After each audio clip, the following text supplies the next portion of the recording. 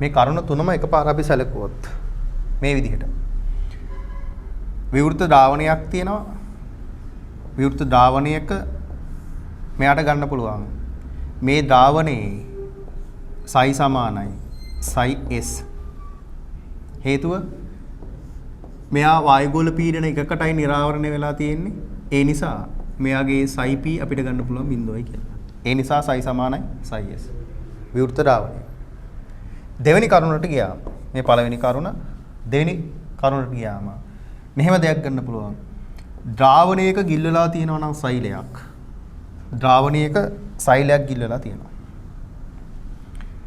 ද්‍රාවණයේ සෛලයක් ගිල්ලලා තියෙන අවස්ථාවක මේ සෛලය ජලයේ සමග සමතුලිතයට එළඹුණාම සෛලයේ පවතින සයි එයා සමාන වෙනවා ද්‍රාවණයේ සයි වලට. නැත්නම් සෛලයේ තියෙන ජල විභවය මෙයා සමාන වෙනවා ද්‍රාවණයේ ජල විභවය බවට. එතනින් අපිට ගන්න පුළුවන් මෙහෙම. ද්‍රාවණයේ ජල විභවය සමානයි සෛලයේ ජල විභවය. ඔය දෙවෙනි පොයින්ට් එක. තුන්වෙනි කරුණ විදිහට මෙහෙම ගන්න පුළුවන්. සෛලයක් පවතින්නේ ආරම්භක විසුණු අවස්ථාවේ නම් සෛලයේ තියෙන්නේ ආරම්භක විසුණු අවස්ථාවේ නම් මෙයා ආරම්භක විසුණු අවස්ථාවේ සෛලයක් පවතිද්දී එයාගේ සයි සමානයි සයි s. හේතුව සයි p බිඳුව නිසා.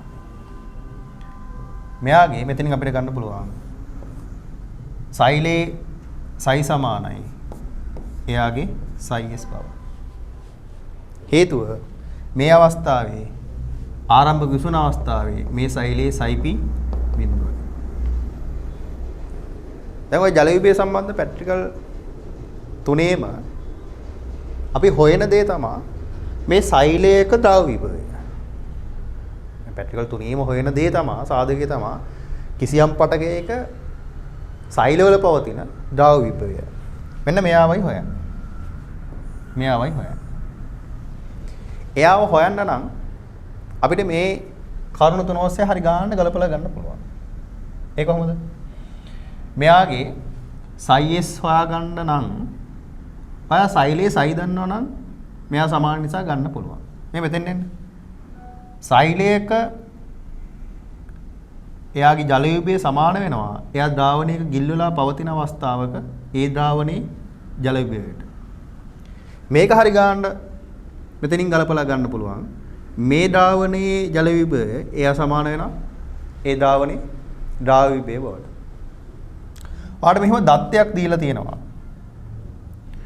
ඔයාලට දත්ත වගුවක් දීලා තියෙනවා. ඒ දත්ත වගුවේ මේ දත්ත වගුවේ ඔයාලට දීලා තියෙනවා විවිධ ද්‍රාවණ වල මෞලිකතා. ඊට අදාළව ද්‍රාවණයේ සයි s දීලා තියෙනවා. ද්‍රාවණයේ මෞලිකතා 1.5 0.2 0.2.5 0.3 0.3.5 මෙන්න මේ විදිහට විවිධ මෞලිකතා වලට අදාළ වන මේගොල්ලොන්ගේ ද්‍රාව විභවයන් දීලා තියෙනවා. නම් මේ දක්වා ඔයා කරුණ මේ දක්වා දත්වයේ ගලපලා ගද්දී ඔයාට යන්න පුළුවන් මෙහෙම. මෙතන දත්ත වගුවක් දීලා තියෙනවා. කලින් පරීක්ෂණ කරලා හොයාගත්ත දත්ත වගුවක්.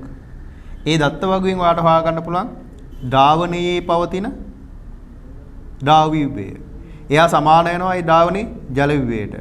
හැබැයි ඒ ද්‍රාවණයේ මේ සෛලයේ ගිල්වලා තියෙනවා නම් ඒ වෙලාවේ ඒ සෛලයේ ජල විභවය සමාන වෙනවා ඒ ද්‍රාවණයේ ජල විභවය බවට. මේ ද්‍රාවණයේ ගිල්වලා තියෙද්දී ඒ සෛලයේ තියෙන්නේ ආරම්භක විසුණතාවේ නම් දැන් එතන අපිට ගන්න පුළුවන් සමානතාවයක්. මේ සෛලයේ ද්‍රාවීය විභවය සමාන වෙනවා යාගේ ජල විභවයට. එහෙනම් මෙන්න මෙයාව හොයද්දී අපිට අවසාන විදිහට ගලපලා එන්න පුළුවන් මෙන්න මේ වගුවට. ඔය අපි සාකච්ඡා කරන ප්‍රැක්ටිකල් තුනේම මේ වගුව භාවිතා කරන්න වෙනවා. ඒ භාවිතා කරන්න හේතු වන තියරියයි මේක. මේ අවස්ථා තුනේම අපි හොයන්නේ කිසියම් ද්‍රාවණයක ගිල්වලා ඒ ද්‍රාවණයේ පටකය ආරම්භක විසුණුතාවයේ පවතින අවස්ථාවයි හොයන්නේ. ඔය පැට්‍රිකල් තුනේම හොයන්න ආරම්භක විසුණුතාවයේ තියෙන අවස්ථාව. ඒ ආරම්භක විසුණුතාවයේ තියෙන අවස්ථාව හොයන්න හේතුව ආරම්භක විසුණුතාවයේදී තමයි සෛලයක ද්‍රව විභවය එයාගේ ජල විභවයට සමාන වෙන අවස්ථාව. ප්‍රායෝගිකව. මොකද මේ පූර්ණ විසුණු සෛලයක් නැහැ.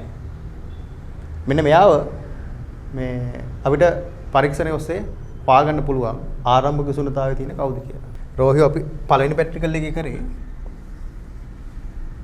මේ ප්‍රස්ථාරයේ භාවිතා කරලා මෙයාගේ මේ 150 අවස්ථාව ගත්තා. එයාගේ 150 කියන්නේ අපි සලකන්නේ මේ ද්‍රාවණයේ තමයි එයා ආරම්භක විසුණුතාවයේ පවතින්නේ කියලා. ඊළඟ දෙවෙනි මේ අර්ථාපල් තීරු වලට ගත්තාම එයාගේ මේ තනුක පැත්තේ නම් ජලය ඇතුළත් වුණා, දිග වැඩි වුණා. සාන්ද්‍ර පැත්තට වෙනකොට ජලය ඉවත් වුණා, දිග අඩු වුණා. ඒ කියන්නේ මේ ප්‍රස්ථාරය එන්න ඕනි මෙන්න මේ වගේ. මේ පැත්ත ධන වෙනස ගද්දි මේ පැත්ත ඍණ. මෙයාගේ මෙන්න මේ අවස්ථාව තමයි සැලකුවේ ආරම්භ විසුණුතාවය. ඒ අවස්ථාවේ සෛල ඒ ද්‍රාවණයේ ආරම්භ විසුණුතාවයේ ඉන්නේ. අනිත් කෙනාට ගත්තම හබරල වෘන්තවල මෙයාගේ වක්‍රතා කෝණය වෙනසයි ගන්නේ. එයාගේ වක්‍රතා කෝණය තනුක පැත්තේ අඩු වුණා. සාන්ද්‍ර පැත්තට යද්දි වැඩි වුණා. ඒ නිසා මේ ප්‍රස්ථාරය මේ දිශාවට. මෙයාගේ මේ වක්‍රතා කෝණය වෙනස් නොවුණු තැන අපි සලකනවා ආරම්භක විසුණුතාවයේ ඉන්නේ කියලා. ඒතර මේ අවස්ථා තුනේම හොයන්නේ ආරම්භක විසුණුතාවයේ පවතින ද්‍රාවණය. ආරම්භක විසුණුතාවයේ ද්‍රාවණයක් පවතිනවා නම් එයාව ඊට අදාළ දත්ත අපිට දීලා තියෙනවා. ඒ ආරම්භක විසුණුතාවයේ තියෙන ද්‍රාවණේ ද්‍රව විභවය හොයන්න. ඒ ද්‍රව විභවය සමාන වෙනවා ඒ පටකවල ද්‍රව විභවයට. ඒ සමාන වෙන්න හේතුව තමයි මෙතනින් පැහැදිලි කරේ. ඒ සමාන වෙන්න හේතුව මෙන්න මෙතනින් පැහැදිලි කරන්න. මේ කොටසින් පැහැදිලි කරන්න.